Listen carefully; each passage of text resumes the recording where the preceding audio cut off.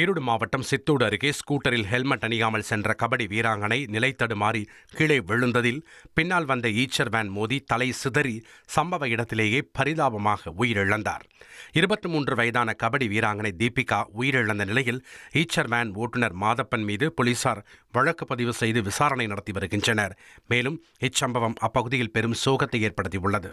Seychelles அதிபர் Patrick Herminie India வருகை தந்துள்ளார். டெல்லி விமான நிலையத்தில் அவருக்கு உற்சாக வரவேற்பு அளிக்கப்பட்டது.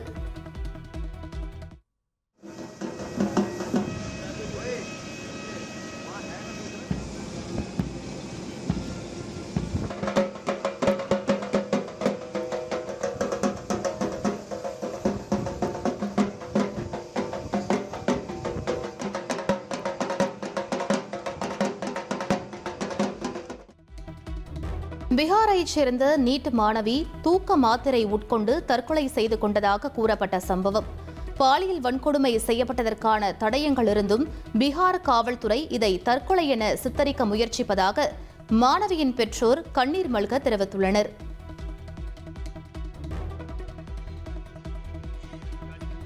டெல்லியில் பீராகர்கி நடை மேம்பாலம் அருகே நிறுத்தப்பட்ட காரில் 3 சடலங்கள் கண்டெடுக்கப்பட்டுள்ள சம்பவம் அதிர்ச்சியை ஏற்படுத்தியுள்ளது. 2 ஆண் மற்றும் ஒரு பெண் சடலம் கண்டெடுக்கப்பட்டுள்ள நிலையில் உயிரிழந்தவர்களில் கார் உரிமையாளரின் சடலமும் இருப்பதை போலீசார் உறுதி செய்துள்ளனர். மேலும் சம்பவ இடத்தில் திருட்டு அல்லது கொலை தொடர்பான எந்த அறிகுறியும் காணப்படாத நிலையில் 3 பேரும் விஷம் குடித்து இறந்திருக்கலாம் என போலீசார் சந்தேகிக்கின்றனர். இந்த சம்பவத்தை தொடர்ந்து விசாரணையானது நடைபெற்று வருகிறது. அண்டர் 19 உலகக்கோப்பை வெற்றிக்கு பின் சொந்த ஊருக்கு வந்த இந்திய அணியின் கேப்டன் ஆயுஷ் மாத்ரேவுக்கு உற்சாக வரவேற்பு அளிக்கப்பட்டது. மகாராஷ்டிராவில் உள்ள தனது இல்லத்தில் பேட்டியளித்த ஆயுஷ் இந்த வெற்றி ஒட்டுமொத்த அணியின் கூட்டு முயற்சிக்கு கிடைத்த பலன் என கூறினார்.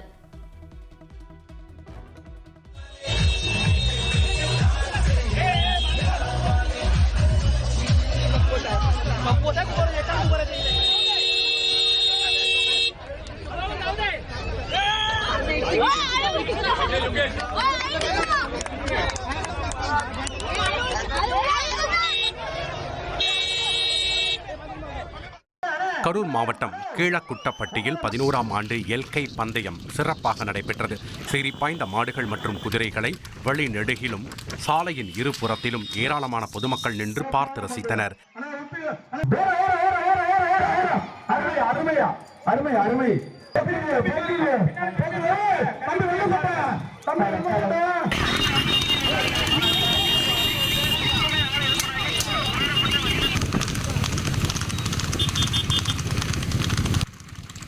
இதில் பல்வேறு மாவட்டங்களில் இருந்து வந்திருந்த மாடுகள், குதிரைகளின் உரிமையாளர்கள் கலந்து கொண்ட நிலையில் வெற்றி பெற்றவர்களுக்கு பரிசுகள் வழங்கப்பட்டன. ராமநாதபுரம் குமரையா கோவில் பகுதியில் மாநில அளவிலான ஆண் அழகன் போட்டி நடைபெற்றது. இதில் ஏராளமான இளைஞர்கள் கலந்து கொண்டு தங்களது கட்டுமஸ்தான உடலை காட்டினர். பல்வேறு எடைப்பிரிவுகளில் கலந்து கொண்டு வெற்றி பெற்ற இளைஞர்களுக்கு பரிசு தொகையும் கோப்பையும் வழங்கப்பட்டது. நடப்பு நாடாளுமன்ற கூட்டத்தொடரில் ஆந்திராவின் தலைநகராக அமராவதியை மத்திய அரசு அறிவிக்கும் என தாம் நம்புவதாக ஆந்திர பிரதேச முதல்வர் சந்திரபாபு நாயுடு வலியுறுத்தியுள்ளார். முன்னதாக ஆந்திராவில் கடந்த 2019ஆம் ஆண்டு முன்னர் ஆட்சி செய்த ஒய்எஸ்ஆர் காங்கிரஸ் கட்சி 3 தலைநகர் திட்டத்தை முன்வைத்திருந்த நிலையில் எதிர்காலத்தில் இதுபோன்ற தலைநகரை மாற்றும் முயற்சிகளை தடுக்க நாடாளுமன்றத்தில் அறிவிப்பதன் மூலம் ஆந்திராவின் தலைநகராக அமராவதி நிலைத்திருப்பதற்கான சட்ட ரீதியான பாதுகாப்பு வழங்கப்படும் என முன்பிருந்தே சந்திரபாபு நாயுடு வலியுறுத்தி வருவது குறிப்பிடத்தக்கது. இந்தியாவின் தேசிய பாதுகாப்பு ஆலோசகர் அஜித் தோவல் கனடா பிரதமரின் தேசிய பாதுகாப்பு மற்றும் உளவு ஆலோசகரான நத்தலி ட்ரூயினை சந்தித்து இருதரப்பு பாதுகாப்பு குறித்து பேச்சுவார்த்தை நடத்தினார். இதில் குறிப்பாக போதைப்பொருள் கடத்தல், சர்வதேச குற்றச்சம்பவங்கள் போன்ற சவால்களை எதிர்கொள்வதாக இரு நாடுகளும் தகவல் பகிர்வை வலுப்படுத்த ஒப்புக்கொண்டதாக இந்திய வெளியுறவு அமைச்சகம் தெரிவித்துள்ளது.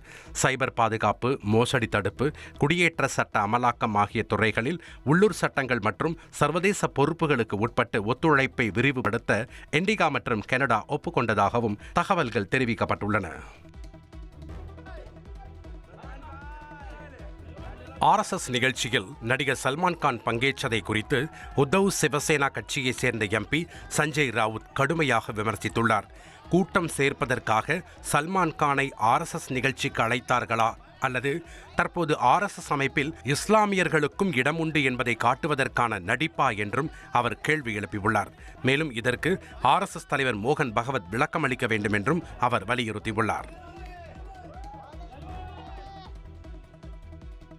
நமீபியாவுக்கு எதிரான அடுத்த T20 உலகக்கோப்பை போட்டியில் விளையாடுவதற்காக டெல்லி வந்தடைந்த இந்திய கிரிக்கெட் அணி வீரர்களுக்கு அணியின் தலைமை பயிற்சியாளரான கௌதம் கம்பீர் தனது இல்லத்தில் வைத்து சிறப்பு விருந்தளித்தார். இதையடுத்து அங்கு பலத்த பாதுகாப்பு ஏற்பாடு செய்யப்பட்டிருந்த நிலையில் வீரர்கள் கம்பீர் இல்ல விருந்தில் கலந்து கொண்டனர்.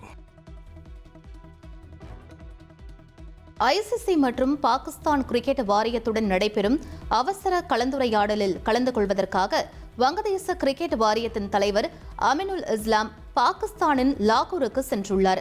வங்கதேசத்திற்கு ஆதரவாக பாகிஸ்தான் கிரிக்கெட் அணி இந்தியாவிற்கு எதிரான T20 போட்டியில் விளையாட மாட்டோம் என அறிவித்துள்ள நிலையில் இந்த அவசர கூட்டம் நடைபெறுவது முக்கியத்துவம் வாய்ந்ததாக பார்க்கப்படுகிறது. இந்தியா மற்றும் பாகிஸ்தானுக்கு இடையேயான போட்டி கிரிக்கெட் உலகில் மிகப்பெரிய வருமானம் ஈட்டக்கூடிய போட்டியாக இருப்பதால் இவர்களின் இந்த கலந்துரையாடல் பாகிஸ்தானின் இந்திய போட்டி புறக்கணிப்பு முடிவை மாற்றக்கூடியது அல்லது அதற்கான தீர்வை காணக்கூடியதாக இருக்கும் என்று எதிர்பார்க்கப்படுகிறது. ஈரானில் தூக்கு தண்டனைக்கு எதிராக போராடிய வழக்கில் சிறையில் உள்ள நொபல் பரிசு பெற்ற பெண் முகமதிக்கு மேலும் 6 ஆண்டுகள் சிறை தண்டனை விதிக்கப்பட்டுள்ளது. ஈரானில் கூட்டத்தை சேர்த்து முகமதி சதி முயற்சியில் ஈடுபட்டதாக கூறி இந்த தண்டனை வழங்கப்பட்டுள்ளது. நைஜீரியாவில் ஆயுதம் ஏந்திய கும்பலால் 200க்கும் மேற்பட்டோர் கொல்லப்பட்ட சம்பவத்திற்கு போப் லியோ இரங்கல் தெரிவித்துள்ளார். வன்முறையை கைவிட்டு அமைதியை நிலைநாட்டவும் பாதிக்கப்பட்டவர்களுக்கு துணையாக இருக்கவும் உலக நாடுகளுக்கு அவர் அழைப்பு விடுத்தார்.